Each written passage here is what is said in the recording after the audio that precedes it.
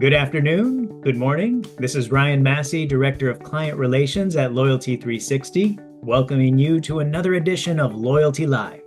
This is a series we talk to leading agencies, technology partners, and consultants in customer, channel, and brand loyalty about the technology trends and best practices that impact the ability of brands to drive unique experiences, enhance engagement, and most importantly, customer loyalty.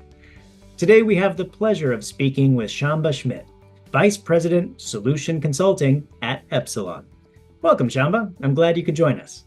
Thank you. Thank you, Ryan. I'm glad to be here. Can you tell us a little bit about yourself, your current role at Epsilon, and your Mhm. background? So I've been in the industry for a long time. I basically cut my teeth in loyalty back at Carlson Marketing way back in the day. I worked on a lot of financial services programs at the time. Um, Over time, evolved, moved through the industry and ended up at Epsilon.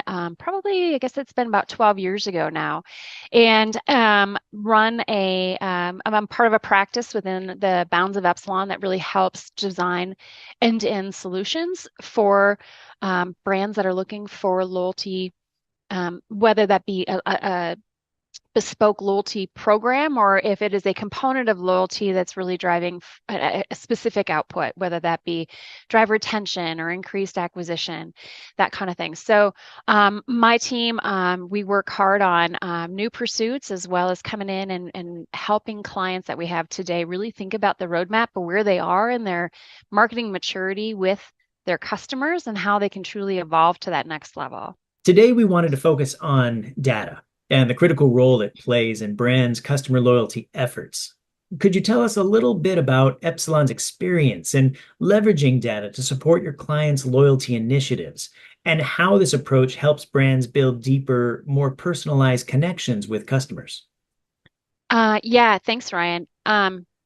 It's probably never been more important. Getting it right, it's probably never been more important. Our approach at Epsilon is really kind of it's multifaceted. There probably is no single silver bullet. What one of the things that we are known for is our database that is privacy and compliance driven. So that's a great way to start to build an asset in terms of data capture. The other part of that is that not only do we have capture capabilities with with the data repository in our database, but we have data augmentation capabilities. So we have hygiene elements that allow us to get to the best profile that we can get with the data that we have or that the brands have. And then we don't have to rely 100% on that brand's data that they bring to the table. We can help them enrich it through data augmentation, whether that be filling out a more robust profile with the data that we can overlay into it, or actually fortifying it with information that we know around demographic, behavioral, psychographic attributes that allow them to drive a more robust customer journey across everything that they do when they're engaging with the member, not just in terms of communications, but how the loyalty experience can be tailored specifically to that member. How would you describe the overall impact of data on customer loyalty programs and strategies today? And why is it critical for brands to prioritize data-driven approaches? It's probably never been more important. So over the last, and I dare I say, 25 years I've been in this industry, we've always said data number one priority, that you got to get it right so that you can maintain credibility with the conversation you're having with the members. But today there's so much happening with technology. It's still the same story, but like at a heightened level because of things like AI, right? That stuff's only going to work good if it has a great, data set that it's sitting on top of that'll allow it to do, help it predict more rich and robust journeys or outcomes or offers. And so making sure the data's right is just never ever been more important as we see technology continue to evolve. In your opinion, what are the most significant opportunities data offers for brands looking to enhance and differentiate their loyalty programs? It's interesting, Ryan. So, as I mentioned, I've been doing this for a couple of years. Um, and you would be surprised at how many people have never truly made that investment into data. They've made the investment maybe into platform where they've got it all into one place, but they've never taken an opportunity to truly do an end-to-end robust hygiene that'll allow them to dedupe members, who I was 10 years ago and who I am today, different profiles, looks totally different. You have to get to that place where you can truly understand where the member is at. So I think that getting to a robust profile and then having a concerted effort that's enterprise led, not just for the loyalty program or maybe for this campaign, but it's truly enterprise led, is a place that we're really starting to see brands focus, which is good.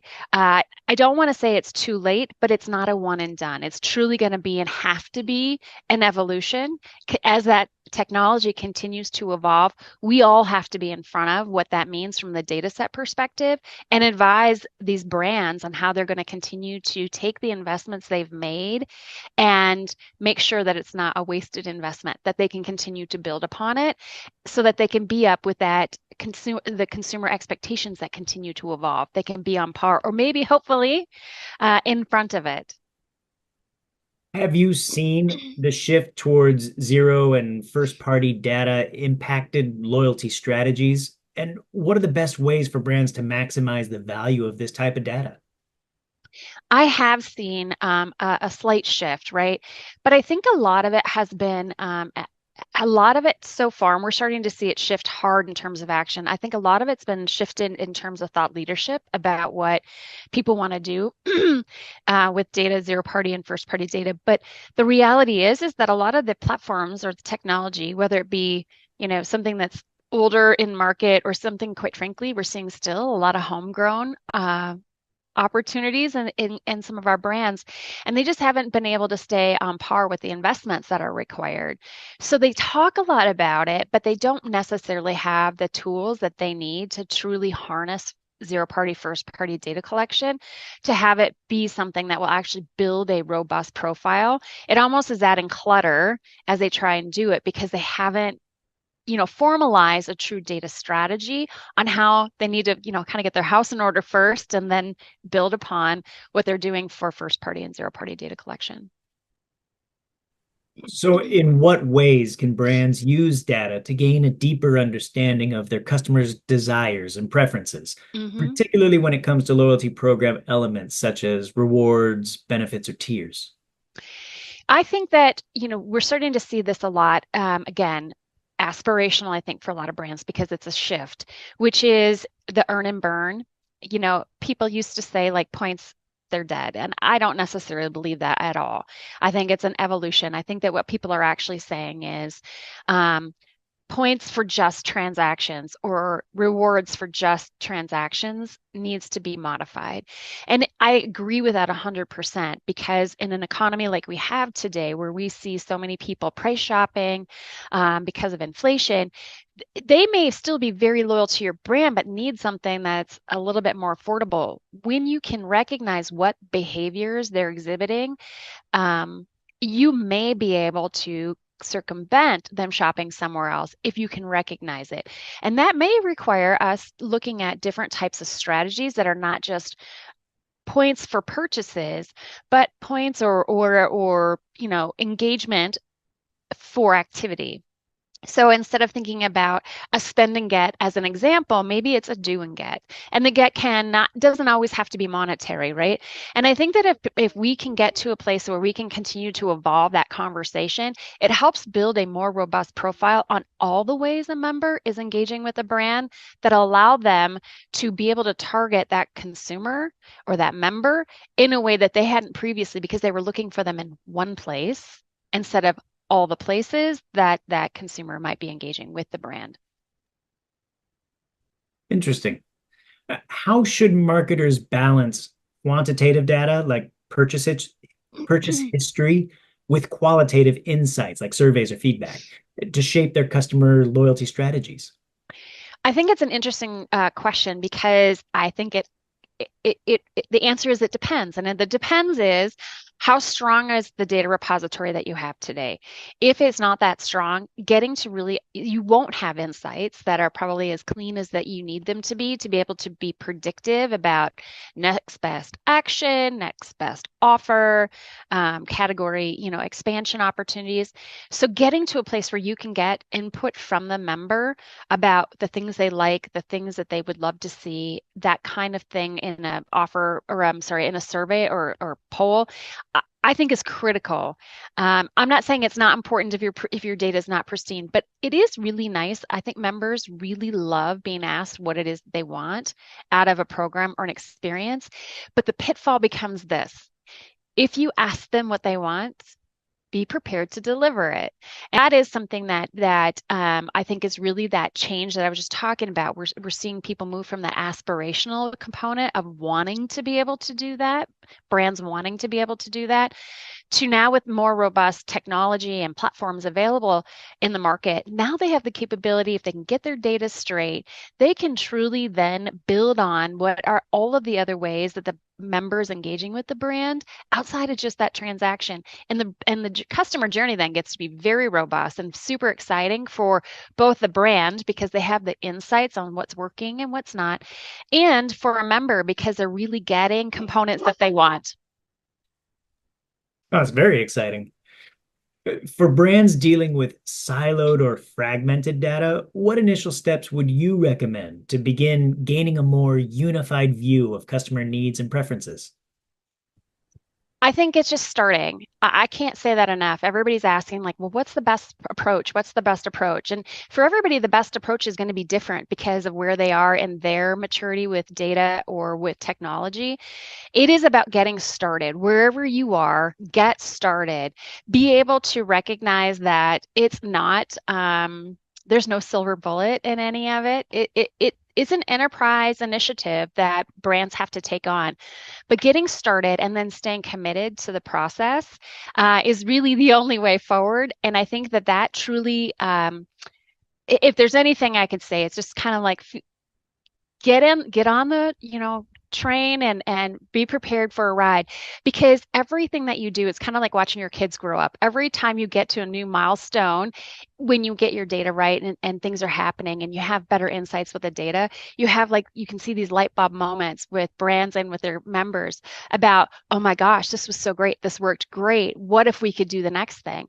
And it's like, well, why can't you?